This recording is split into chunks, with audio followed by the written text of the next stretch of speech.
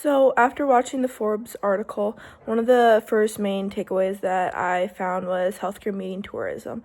When I think of Houston, I think of this huge city, mostly NASA and obviously like the heart of Texas.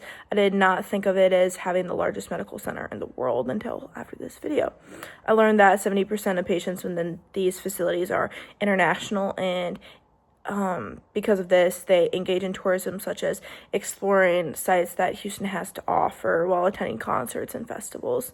And because it is the largest medical center in the world, the International Advisory Council really takes their time to look into finding places that have accessible food and housing that these patients will be needing after their procedures.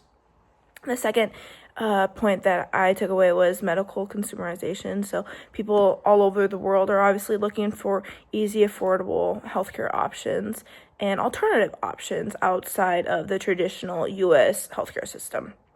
The biggest factor kind of playing into this is obviously cost, as procedures in other countries can be less expensive and restrictive. So the video said that cosmetic surgeries make up roughly 13% of medical travel, and popular medications such as Ozempic are more accessible overseas, where people will tend to travel because there are less restrictions on them. In some cases, people found that the cost of treatment plus the trip would actually be less than their insurance deductible within the U.S. So instead of just getting the healthcare that they need, they're getting care and vacation all at the same time, which is kind of cool to think about. And then the third point that I took away was corporate housing company. Well, many international patients they don't come with support or a family, which is why Houston's medical community really focuses on providing affordable, safe space to kind of rest and recover. Some of these places get up to 85% of their revenue from medical travelers, and this is because they need more than just a hospital to stay in. A lot of these people can be really stressed. It can be stressful coming from another country, not knowing where you're going to stay. So when people can get in touch with these companies, it can kind of give them a sense of relief knowing they're going to be somewhere comfortable to rest and recover. After watching the TED Talk, I think the key point I took away was there's the promise of medical tourism. And basically what it says is it's giving people first world healthcare with third world prices. And it's why people such as Bob in the video, one of the many uninsured Americans, travel internationally for affordable, high quality care.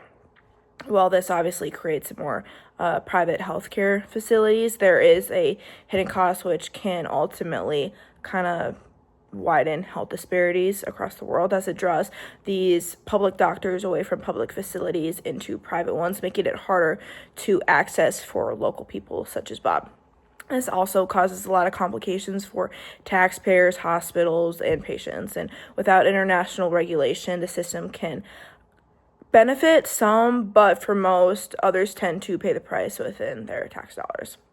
And then one of the videos I looked into was cosmetic procedures because I've always found it very fascinating. So I kind of watched a video, and basically it said that plastic surgery brings in more than $45 billion a year, which is a ridiculous amount of money to think of. And a lot of people that get this procedure done look for the best bargain by going abroad. However, cheap doesn't always mean it's safe. In Matamoros, Mexico, this is a popular spot for procedures with 80% of patients coming from the U.S. One of the doctors it talked about was Dr. Genevieve, and he has practiced cosmetic surgery for over 32 years and is based out of San Antonio, Texas. Because San Antonio is relatively close to Mexico, he found a number of their patients will talk to them and then look at their prices and realize they could travel 4 hours across the border to get the same procedure done for tens of thousands of dollars cheaper. He then continued to inform people listening that if someone was fortunate enough to make it out of their procedure in Mexico, chances are they would have acquired a fungal meningitis, which is fatal, or died within 24 hours. He also said that if people were to make it out of their operation and it was good, they got lucky. If they made it out and didn't get infections or bleeding, then congratulations to them. Ultimately, he said since cosmetic surgery isn't usually covered by insurance, people take risks to cut costs, often at the expense of their own health. And while many patients look to save thousands of dollars, he says it's better to pay more and stay safe, where recovery could take 2 to 3 weeks instead of traveling abroad where complications could arise and ultimately turn fatal.